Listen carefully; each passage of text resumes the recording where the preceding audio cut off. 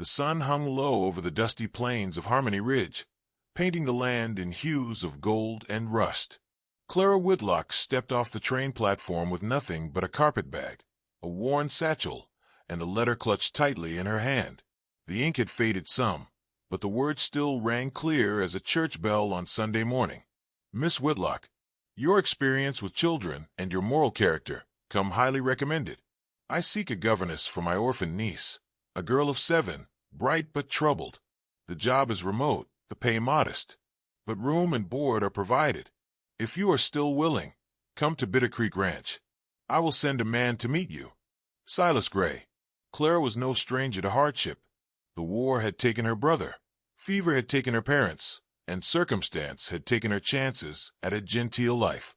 What it hadn't taken was her sense of duty, or her sharp tongue when riled. The station was quiet save for the creak of wind-blown signs and the occasional bray of a mule. She waited, eye scanning the horizon, wondering just what kind of man this Silas Gray was.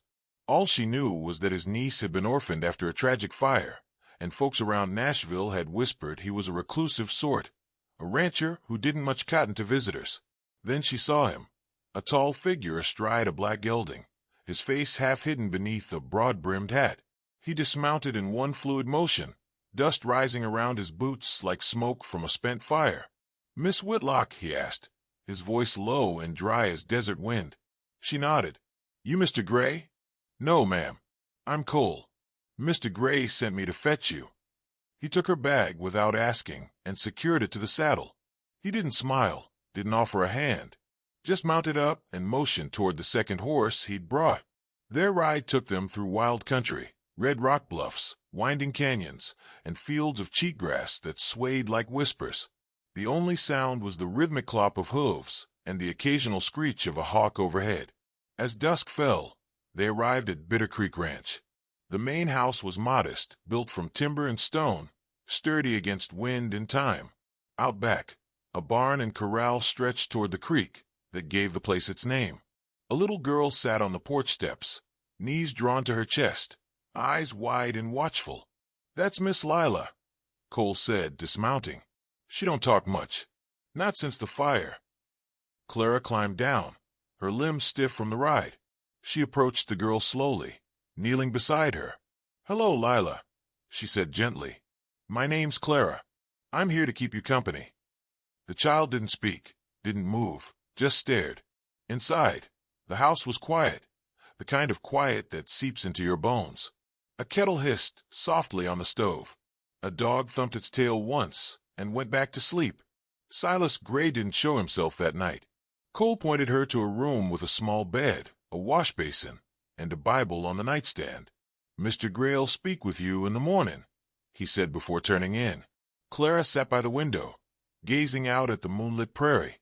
She didn't know yet that the quiet cowboy who'd met her wasn't just a ranch hand, that behind his weathered eyes and silent manner lay a secret worth more than any gold mine, and that by coming here, she hadn't just taken a job. She'd stepped into the heart of a story that would change her life forever. The rooster crowed long before the sun peaked over the ridgeline. Clara rose with the kind of bone-deep weariness that comes from sleeping in a strange bed under unfamiliar skies. She washed in the basin, dressed, and made her way downstairs, where the scent of fresh coffee and frying bacon hung heavy in the air. Cole stood at the stove, spatula in hand. He didn't say much, just grunted and pointed to the plate of biscuits cooling on the counter. Clara poured herself a cup of coffee and sat at the table, waiting. For what? She didn't rightly know. After a spell, a door creaked open and heavy footsteps crossed the floorboards. The man who stepped into the kitchen wasn't what she expected. Silas Gray was younger than she imagined, maybe 35, with a build like an oak and a gaze like winter.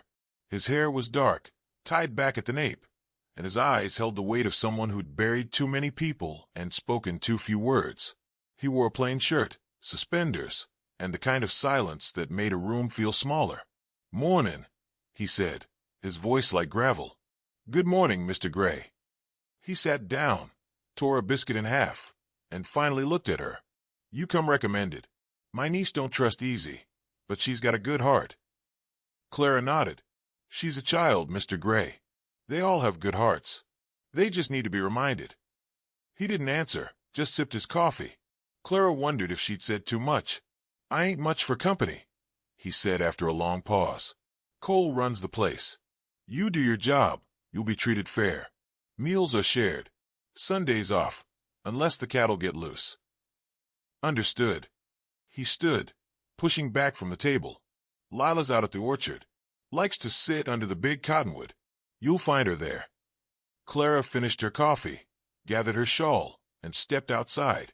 The sun had just risen, casting long golden lines across the grass. She followed the path down past the barn, past the chicken coop, until she found the girl exactly where he said she'd be, sitting cross-legged beneath a cottonwood, watching the branches sway. Mind if I sit? Clara asked. Lila didn't answer, but she didn't move away either. Clara sat, letting the silence stretch between them. She pulled a small cloth bundle from her satchel and unfolded it, revealing a battered copy of Grimm's Fairy Tales. Ever hear the one about the girl who spun straw into gold? Lila's eyes flicked toward the book, then back to the tree. Clara smiled and began to read anyway, her voice soft, melodic. And as she read, the girl slowly leaned closer. That afternoon, Clara found herself unpacking in the schoolroom at the back of the house, a simple room with a chalkboard, a cracked globe, and a shelf of old books. She dusted, organized, and began planning lessons. Arithmetic, writing, scripture. But what Lila needed most, she reckoned, wasn't schooling, it was healing. That night, Clara sat on the porch, watching the sun dip low. Cole came out, 2 mugs of cider in hand.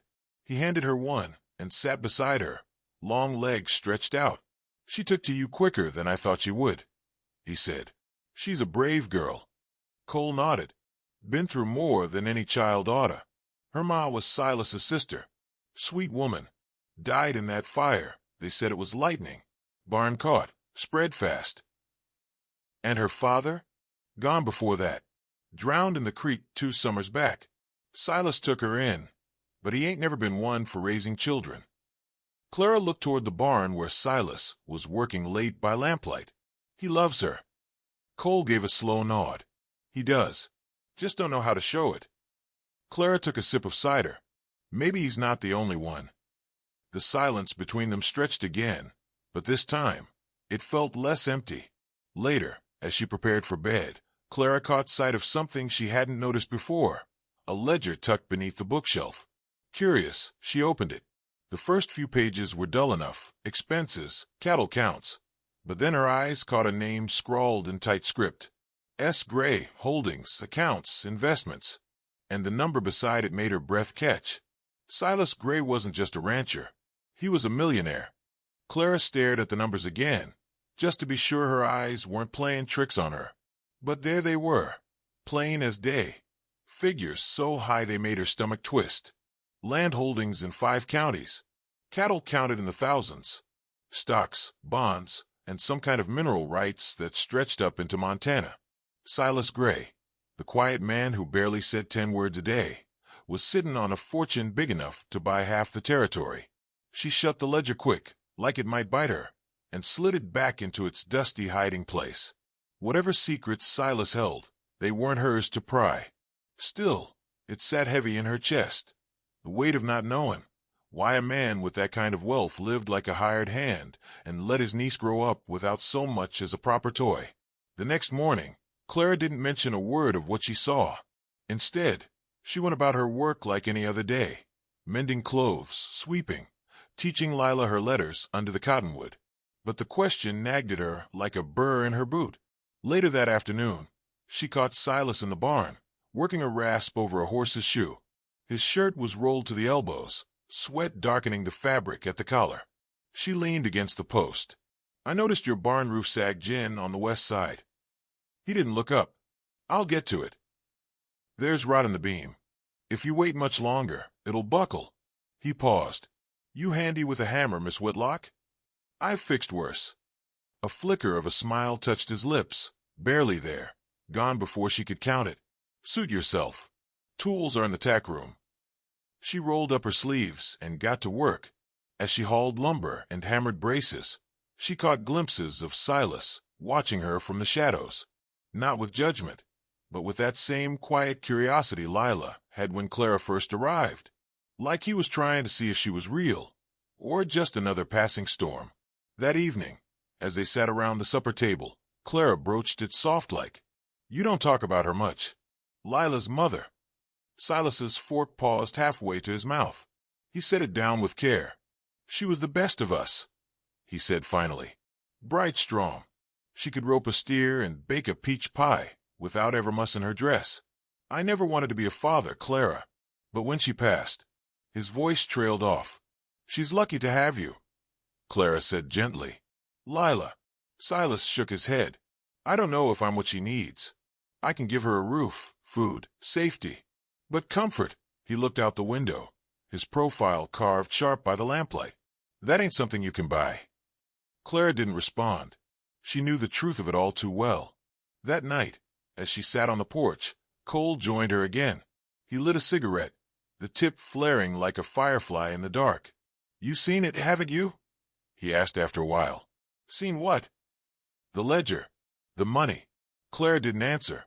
Cole blew out a long stream of smoke. "He don't tell nobody. Not 'cause he's ashamed. He just don't trust easy. Had folks try to take it. Lawyers, cousins, even some preacher out of San Antonio. Why stay out here then? Why live like this?" Cole looked toward the dark fields. Because this land was his father's, and because every dollar reminds him of what he lost. Lila's the last piece of his sister he's got left. He's scared of doing wrong by her. Clara swallowed hard. He's not the only one. Cole glanced at her. Meaning, she said, standing slow. Sometimes the best way to help a child is to stop trying to be perfect and just be present. She turned and went inside, leaving Cole alone with the stars. What none of them knew just yet, what Clara had yet to discover, was that someone else had taken an interest in Bitter Creek Ranch. A stranger from Silas's past was headed west with papers in hand and a hunger in his heart. And his kind didn't come to settle debts. They came to collect. 3 days passed quiet-like, too quiet, as any rancher with sense would tell you. Clara fell into the rhythm of ranch life, rising with the rooster, tending lessons with Lila, mending seams, and even helping Cole with feed and tack when her hands weren't too raw. Lila started speaking in small whispers, asking about stories, pointing to letters on the chalkboard. Every word was a tiny bloom in soil that had been scorched too long. And Clara, well, she felt like she was finally set to enroot somewhere, even if the wind still tugged at her skirts like it wanted her to move on. But peace don't hold long out west. It was Thursday when the rider came. Clara saw him first, a speck on the ridgeline, silhouetted by the mid-morning sun. He rode hard, dust streaming behind like smoke from a brush fire. Silas and Cole met him halfway down the trail, rifles slung low, but hands twitching near the grips. Clara stayed back, eyes narrowing as she watched from the porch. The rider dismounted and pulled something from his coat, a scroll, wax-sealed, official-like. There was talk, low, tense, and then Cole turned sharp and rode toward town. Silas came back alone, face grim. "What was that?" Clara asked as he climbed the steps. "Legal papers," he muttered. "Claim against the land." Her brow knit. "A claim? But this is your land." Silas's jaw tightened. "Used to be. Before my sister died, I signed over part of the ranch to protect it from creditors. Didn't expect that man to come collect." "Who is he?" "Name's Paxton Hale. Railroad man. Bought out the debt from an old partner. Now he wants to carve a rail spur straight through the ranch." Clara's heart sank. "What happens if he gets it?" "We lose half the grazing fields. Maybe more." She hesitated. "Can't you fight it?" Silas looked away. Law's not always on the side of the man with dirt under his nails. That evening, Lila sat silent during supper. Clara tried to coax a smile, but the child only pushed her food around the plate. Even Cole was quiet when he returned, his usual smirk traded for a hard set to his mouth. "The claim's real," he confirmed. "Filed in Cheyenne. Hale's got a lawyer in his pocket, judge too. They'll be here in a week."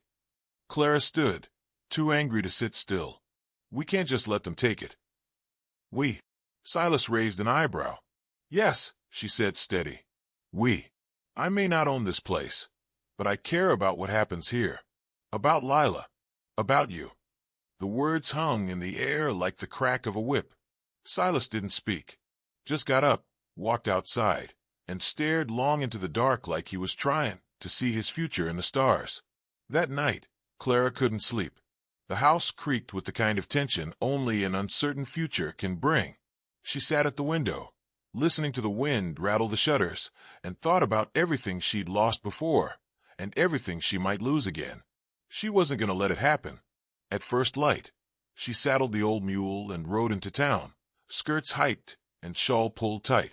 She didn't know much about land rights or lawyers, but she knew how to read, how to write, and how to dig for the truth. By noon she was in the county clerk's office, poring over ledgers and deeds. And by sunset, she'd found something.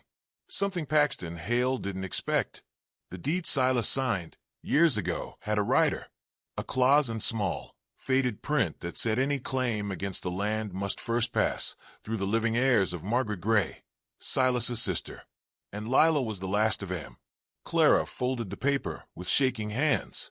Her heart thudded like a runaway horse. The land couldn't be touched, not without Lila's say-so. Trouble was, folks like Paxton Hale didn't much care for legalities once bullets started flying. Clara returned to Bitter Creek Ranch with the deed tucked tight against her chest. The wind had picked up, stirring grit into the air, and it felt like the whole world was holding its breath. As she stepped down from the mule, Cole met her by the corral. "You were gone a spell," he said, eyeing her dusty boots and windburned cheeks. "I found something," she said, handing him the folded paper. "It's Lila. She's the key." Cole read, eyebrows climbing. "Well, I'm no lawyer," Clara said.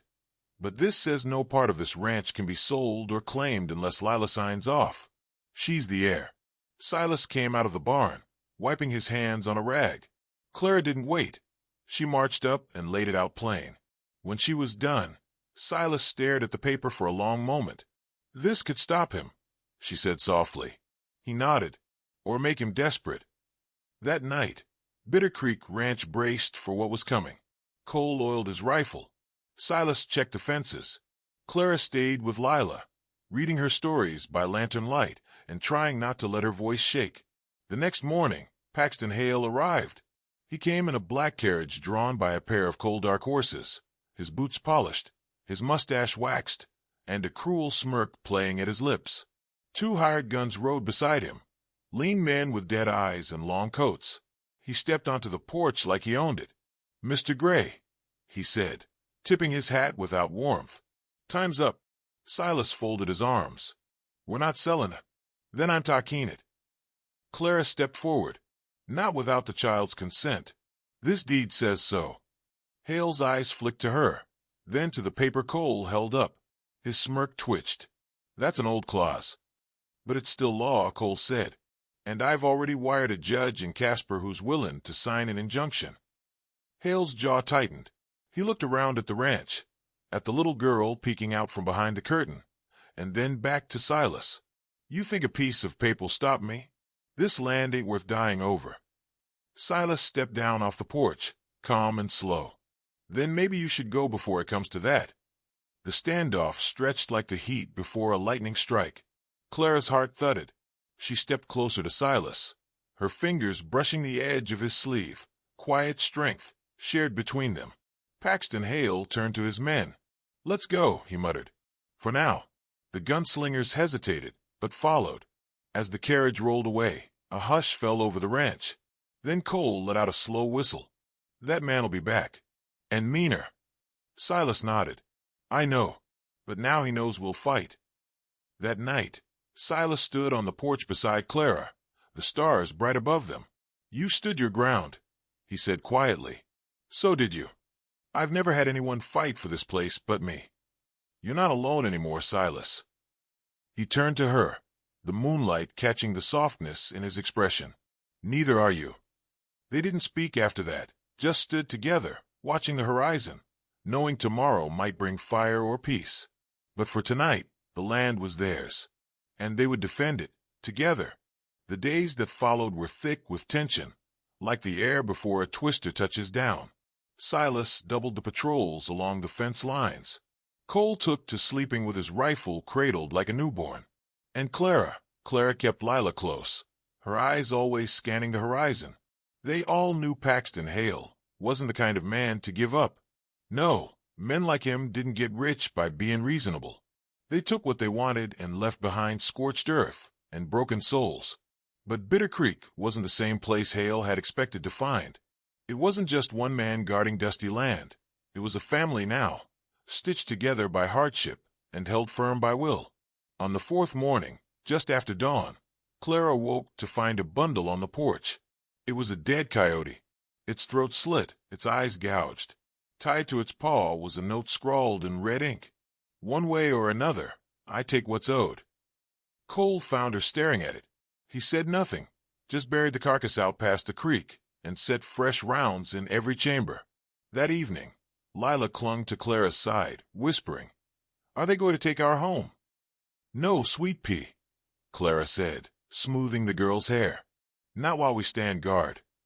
Inside, Silas sat at the table, papers spread before him, maps, the deed, and a telegram from a lawyer in Casper. The judge had agreed to see their case, but the hearing was a week away. "That's 5 days Hale's got to make his move," Silas muttered. Clara sat across from him. "We need help." Silas shook his head. "Ain't nobody in town gonna cross Hale. He's bought most of 'em, sheriff included." "Then we go outside town," Clara said, fire rising in her voice. "You've got money, Silas. Use it. Hire men who believe in something besides a paycheck." He looked at her for a long moment, then nodded. That night, Cole rode out with a list of names and a pouch of coin. By the next evening, they began to arrive. One by one, riders came down the trail, old cavalrymen, half-broke bounty hunters, homesteaders with debts of gratitude. Clara watched from the porch as a gray-haired woman with a rifle slung across her back greeted Silas with a grin and a slap to the shoulder. "I told you I'd pay you back one day," she said. By the end of the third day, a dozen new souls stood ready to defend Bitter Creek. They built barricades, reinforced the barn, posted watches at every rise, and still no sign of Hale. But Clara knew he'd come. The night before the court date, she sat with Lila by the fire, brushing the girl's hair. "Tell me a story," Lila whispered. Clara smiled gently. "All right. How about the one where the small girl with the brave heart saves the whole valley?" Lila's eyes lit up. "Is that a real story?" "It will be," Clara said. "Because you're the heir, Lila. This land, this home, it's yours." The child blinked, absorbing the truth. Clara pressed a kiss to her temple. "And no one is going to take it from you." Outside, the wind picked up, and in the distance, hooves began to thunder. They came at midnight, not with court papers or words, but with fire and steel. Clara woke to the scent of smoke, acrid and bitter, curling under the door like a snake. Outside, the night was alight with orange glow. The barn was burning. She grabbed Lila and ran, calling for Cole and Silas. The ranch had turned into a battlefield. Men in long coats, faces hidden by bandanas, swept in from the east like a plague. Hale's mercenaries, hired guns with no stake in justice, only pay. They rode through the fences, torches in hand, gunshots splitting the stillness like cracks in the earth. But Bitter Creek was ready. Cole led the defense from the corral, his rifle barking fire into the dark. The old cavalryman, Sergeant Boone, manned a barricade near the west pasture. And up on the ridgeline, Miss Tilda May, the gray-haired riflewoman, picked off raiders with eerie calm. Silas appeared at Clara's side, revolver in hand, eyes cold. "Take Lila to the root cellar," he barked. "I'm not." "Now, Clara." She hesitated, but only a breath, and fled with Lila in tow. The child was crying now, silent tears down soot-streaked cheeks, but she didn't slow. They reached the cellar just as bullets cracked overhead. Clara threw open the hatch, shoved Lila inside, and grabbed the lantern. "You stay quiet," she whispered, brushing the girl's hair from her face. "I'll come back. I promise." She slammed the door shut and bolted it from the outside. And then, She turned back toward the fight. The barn collapsed with a roar, timbers groaning as fire consumed them. Horses screamed in the chaos, and someone shouted for water that wouldn't come in time. Clara found Cole crouched behind a wagon. "They're flanking left," he growled, "trying to get to the house." "I'll hold the porch," she said, grabbing a fallen rifle. Her hands trembled, but her heart was iron. Silas stood at the top step, firing with calm precision. One shot. Reload. One shot. No waste. No fear. Clara joined him, and together they stood shoulder to shoulder. The air was thick with smoke and noise. Hale's men pressed forward, but Bitter Creek's defenders didn't yield. Then a sudden hush fell. From the trees, a single rider emerged. Paxton Hale himself. He wore a long black coat, his hat low, and his eyes gleamed with cruel satisfaction. "Well," he called, voice oily and sure. "Look at you. A schoolmarm and a broke rancher holding off my men. Ain't that something?" Silas didn't answer, just raised his gun. Hale laughed. "Still got pride, I see. That's fine. But you've lost. File'll take the rest. The law's mine. This place is mine." Clara stepped forward, lifting her voice. "No, it ain't. This land belongs to Lila Gray. She's the heir. And every man you send to take it will leave in a pine box." Hale sneered. "You think I won't burn it all to the ground?" "You can try," Silas said coldly, "but I've buried better men than you." Then someone fired. It wasn't clear who started it, but in seconds, lead filled the air again. Clara dove behind the porch beam, heart pounding. Silas was shouting commands, Cole returned fire from the wagon, and Hale's men began to break under the ferocity of Bitter Creek's last stand. Finally, Hale himself turned tail. He rode off into the night, leaving smoke and ruin in his wake. As the dawn broke, the fire died down. The barn was gone, 2 men wounded, but the house still stood, and Bitter Creek Ranch was still theirs. Clara found Silas sitting on the steps, bloody but breathing. "You all right?" she asked, dropping beside him. He nodded. "We held." She looked toward the root cellar, where Lila now ran to meet them. They didn't win with bullets. They won with roots, with memory, with love. And Hale, well, he'd be back, with lawyers, if not guns. But now, Bitter Creek had something stronger than land deeds and old grudges. It had family. The morning after the siege dawned clear and cold. Smoke still drifted from the blackened bones of the barn, and the air held a heaviness that hung over the ranch like grief that hadn't settled. Clara stood in the yard with Lila tucked against her hip, watching as the townsfolk trickled in. Drawn by firelight, they hadn't dared run toward the night before. Now they came wide-eyed and quiet, murmuring to one another as they took in the wreckage and the gunsmoke stains in the dirt. The mayor was among them. So was the sheriff. Both wore the same kind of hat-in-hand shame that came from knowing you'd done nothing when you should have done something. Silas didn't bother with greetings. He stood by the porch, arms crossed, jaw tight. Sheriff Bickham cleared his throat. "Heard about what happened. Sorry we weren't faster." Clara stepped forward before Silas could answer. "You mean sorry you weren't brave?" The sheriff flinched. "We didn't know he'd go that far." "No," she asked, voice sharp. "But you knew what kind of man he was. And you let him ride into our yard with hired guns." The mayor spoke next, voice low. "What Hale did, it's criminal. We'll back your claim in court." "You'll do more than that." Cole growled from behind the water trough, where he was bandaging a busted arm. "You'll testify. You'll make sure the judge knows Bitter Creek stood alone, and still stood tall." The men nodded, shamefaced. And for once, Clara felt like the tide might finally be turning. By midday, a wire came in from the circuit judge up in Casper. Court would convene in 3 days. Hale's claim would be reviewed. The law would finally weigh the truth. Clara spent that afternoon cleaning soot off Lila's clothes, brushing her hair, and going over every document they had. The child, for her part, seemed older now, like something inside her had settled. She followed Clara with quiet, steady steps, her eyes always seeking her uncle. Later that night, Silas joined Clara by the fire. "You didn't have to stay," he said quietly. "I didn't," she replied, "but I did anyway." He nodded. I was wrong about you. About a lot of things. I thought keeping to myself was safer for me, for Lila. But now I see. I've been hiding. Clara looked up at him, the firelight dancing in his eyes. You've been carrying the world alone. Nobody can do that forever. Silas took her hand, just gently, just enough to make her heart stutter. I want you here, Clara. Not just as Lila's teacher, but as part of this family. If you'll have us. Clara smiled, tears pricking the corners of her eyes. I reckon I already do.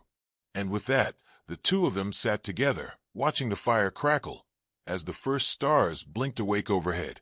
Inside, Lila curled up beneath her mother's quilt. Outside, the wind shifted, and for the first time in a long time, it carried peace. The courthouse in Casper was built from brick and stone, meant to outlast the wildness around it.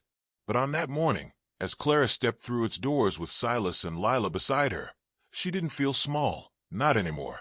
Inside, the air was thick with whispers. Folks had heard about the standoff, about the fire, about the woman from Tennessee who'd stood down Paxton Hale with nothing but a ledger and a look that could freeze brimstone. Paxton himself was already there, flanked by his attorney and a deputy from some other county, smug as a fox in a henhouse. The judge was a gaunt man with a voice like a dry ledger. He tapped his gavel. Let's begin. Hale's lawyer started with honeyed words, painting his client as a man of progress, bringing rails and wealth to a forgotten piece of prairie. He glossed over the raid, claimed Silas had defaulted on debt, spoke of restructuring and reclamation like they were favors. Clara sat still, hands folded tight in her lap. Then it was their turn. Silas stood first, quiet and firm.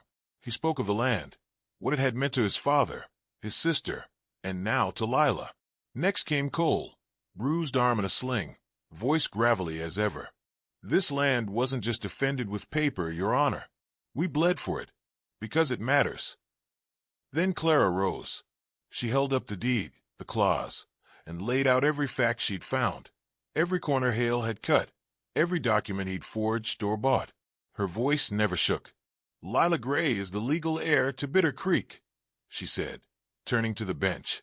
And Paxton Hale has no right, not by blood, not by law, not by conscience. The judge rubbed his chin. And does the child wish to retain ownership? Lila stepped forward then, on her own, small and brave. I want to stay, she said, her voice barely above a whisper. This is my home. The courtroom fell quiet, and then came the verdict. The court recognizes Miss Lila Gray as sole heir and rightful owner of the Bitter Creek property, the judge declared. Paxton Hale's claim is hereby nullified. Hale rose, sputtering, red-faced. This ain't over. It is, the judge said firmly. Get out of my court. The room erupted. Clara scooped Lila into her arms, and Silas wrapped them both in his.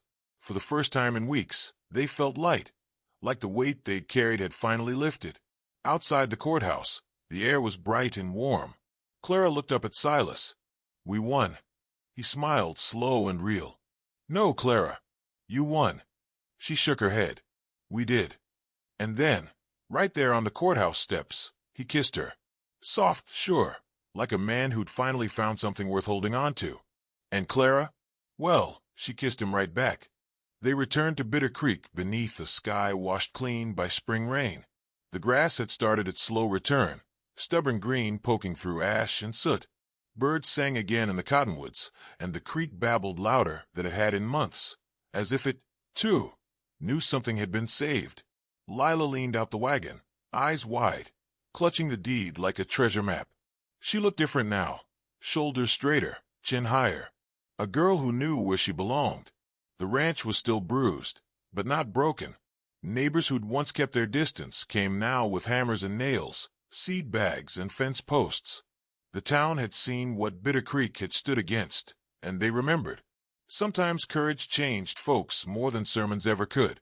Clara settled into her new rhythm with a quiet joy. Mornings were for reading lessons, evenings for tending the garden and laughing under the porch light. Lila would sit cross-legged beside her, braiding dandelions into little crowns. And Silas was changing too. He smiled more, spoke easier, even built a new barn from scratch with coal and a handful of ranch hands, whistling as he worked.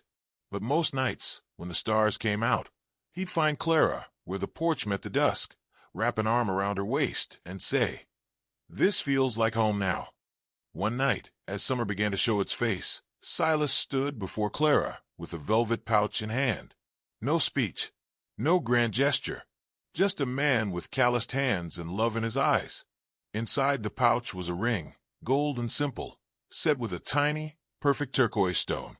"Marry me," he said, "not because we have to, but because I'd rather walk every trail of this life with you."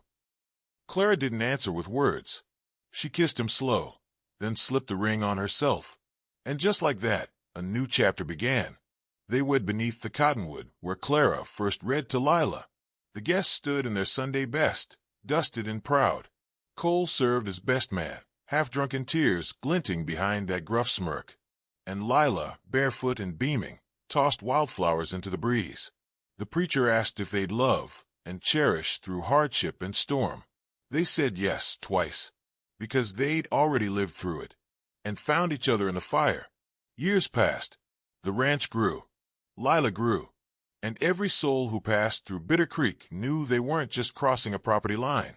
They were stepping onto ground held together by grit, love, and the fierce kindness of a schoolteacher who'd taken a job she never expected, and a quiet cowboy who turned out to be so much more.